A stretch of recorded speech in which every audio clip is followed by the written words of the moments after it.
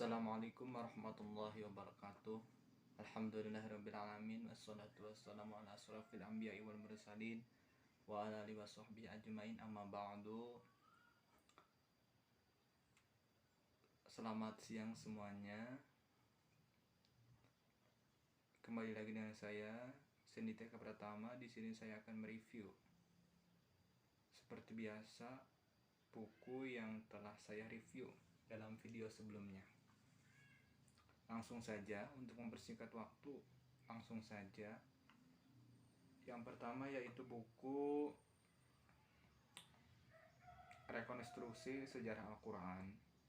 Yang pertama yaitu Kualifikasi Utsman bin Affan. Pengumpulan kedua, Zaid ibnu Sabit. Tidak berbeda dari kisah pengumpulan pertama Zaid, terdapat sejumlah riwayat tentang pengumpulan kedua Al-Quran yang dilakukan Zaid pada masa khalifah juga. Pada masa khalifah ketiga, Utsman bin Affan. Secara garis besar, riwayat-riwayat ini dapat dikelompokkan ke dalam kedua kategori: riwayat versi mayoritas dan riwayat versi minoritas. Riwayat versi mayoritas merupakan yang paling terbesar dan diterima secara luas di kalangan umat Islam terutama. Riwayat ini muncul dalam berbagai literatur, mulai dari hadis, tafsir Al-Quran, sampai karya-karya kesejarahan. Di sisi eksternal, tingkat keabsahan riwayat yang paling berpengaruh ini tidak sebaik riwayat paling berpengaruh dalam kisah pengumpulan pertama Zaid di masa Abu Bakar, karena mata rantai periwayatan berakhir dengan Anas ibnu Malik, yakni tidak kembali secara langsung kepada saksi mata peristiwa tersebut. Sementara versi minoritas tidak mendapat pengakuan secara luas, sekalipun dari segi mata rantai periwayatan menempati kedudukan yang sama dengan versi mayoritas ini. Yang kedua, penyebaran mushaf Utsmani. Telah dikemukakan bahwa setelah selesai melakukan kodifikasi Al-Quran, sejumlah salinan mushaf Utsmani dikirim ke berbagai kota metropolitan Islam.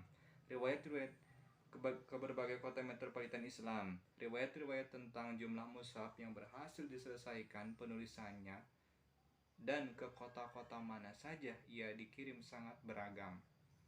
Menurut pandangan yang diterima secara luas, satu mushaf Al-Quran disimpan di Madinah dan 3 salinannya dikirim ke Kufah, Basrah, dan Damaskus. Pendapat populer lainnya yang dipegang penulis Itqan menyebut 5 eksemplar dan menambahkan kota Mekah ke jajaran 4 kota di atas. Sementara Al-Zarqani mengemukakan bahwa mushaf yang digandakan itu ada 6 eksemplar. 5 diantaranya dikirim ke 5 kota yang baru disebutkan, dan sisanya 1 eksemplar disimpan oleh Utsman.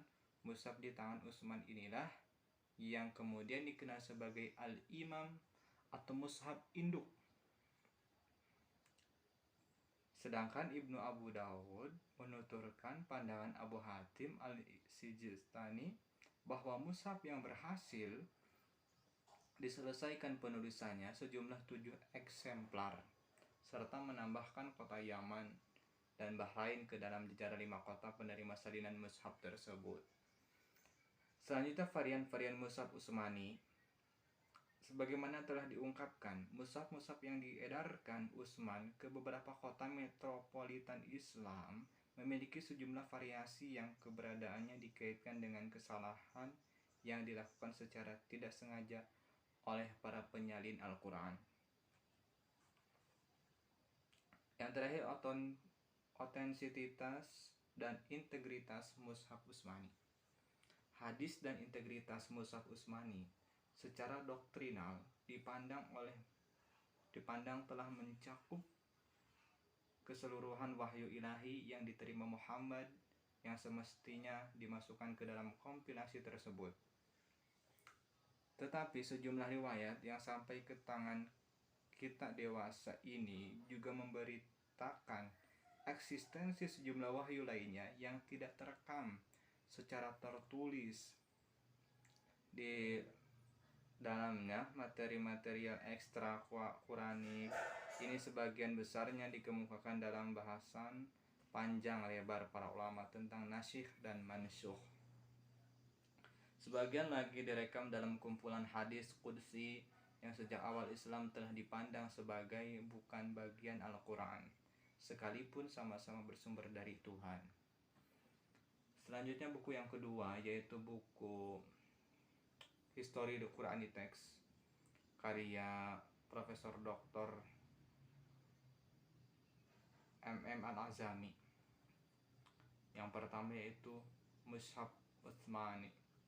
Selama pemerintahan Utsman yang dipilih oleh masyarakat melalui bai'ah yang amat terkenal sebagai khalifah ketiga, umat Islam itu sibuk melibatkan diri di medan jihad yang membawa Islam ke utara sampai ke Azerbaijan dan Armenia.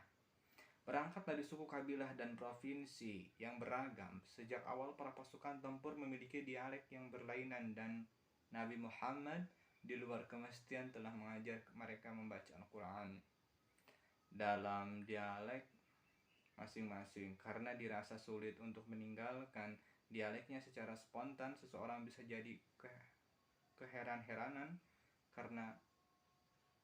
karena mengapa Khalifah Utsman bersusah payah mengumpulkan naskah sendiri. Sedang akhirnya juga dibandingkan dengan suhuf juga. Alasannya yang paling mendekati kemungkinan barangkali sekadar upaya simbolik satu dewasa sebelumnya ribuan sahabat yang sibuk berperang melawan orang-orang murtad di Yamamah dan di tempat lainnya tidak bisa berpartisipasi dalam kompilasi suhuf untuk menarik lebih banyak kompilasi bahan-bahan tulisan. Naskah Utsman tersendiri atau independen memberi kesempatan kepada sahabat yang masih hidup untuk melakukan usaha yang penting ini. Selanjutnya perkembangan alat pembantu bacaan dalam Mushaf Utsmani. Dalam bab yang lalu kita telah dijelaskan sikap kepedulian Al-Hajjaj dalam pencarian letak 1/3, 1/4, dan 1/7 Al-Quran. Tidak lama kemudian di sekitar abad pertama Hijriah, mushaf dikelompokkan ke dalam 7 bagian yang disebut dengan manazil. Pengelompokan ini sengaja dibuat untuk orang yang hendak menyelesaikan bacaan seluruh mushaf dalam waktu 1 minggu. Pada abad ketiga Hijriah muncul kesimpulan yang mengelompokkan Al-Quran ke dalam 30 bagian. Sebuah lagi mushaf abad pertama Hijriah dengan pemisah ayat dalam bentuk segitiga jasa baik dari Museum Arsip Nasional Yaman. Sebuah mushaf abad kedua Hijriah dengan tanda khusus pada setiap ayat ke-10 atau baris kedua dari atas, jasa baik dari Museum Arsip Nasional Yaman. Mushaf ini dari Ahad ketiga Hijriah mempunyai tanda untuk setiap ayat kelima atau baris ketiga dari atas dalam bentuk satu titik berwarna emas, dan tanda lainnya pada setiap ayat ke-10. Semua ayat yang lain dipisahkan oleh bentuk segitiga, dicetak ulang dengan izin perpustakaan Inggris yang disebut dengan this document is create weighted version of pilot. Bagi mereka yang ingin menghabiskan tadarus dalam waktu 1 bulan, pembagian ini adalah sebagai perkembangan kajian yang dilahirkan oleh Hajjaj dan telah berfungsi sebagai alat yang bermanfaat untuk semua orang yang mau memakainya. Bermacam-macam batasan seperti kemampuan setiap menulis, tetapi ini semuanya hanya seni, tidak seperti pemisah surah dan ayat-ayat betul-betul merupakan alat bantu yang tidak akan kita bedah di sini. Banyak lagi alat bantu lainnya dalam bentuk titik dan tanda diakritikal atau di atas dan di bawah, dan ini mempengaruhi terhadap sistem pengajaran Al-Quran untuk orang bukan Arab di seluruh dunia, terutama agama Islam. Atau lebih tepatnya ini sangat berguna bagi seluruh umat muslim, terutama di negara kita, yaitu negara Indonesia. Sekian pemaparan dari saya, kurang lebihnya mohon maaf. Ditutup bila taufiq wal hidayah. Wassalamualaikum warahmatullahi wabarakatuh.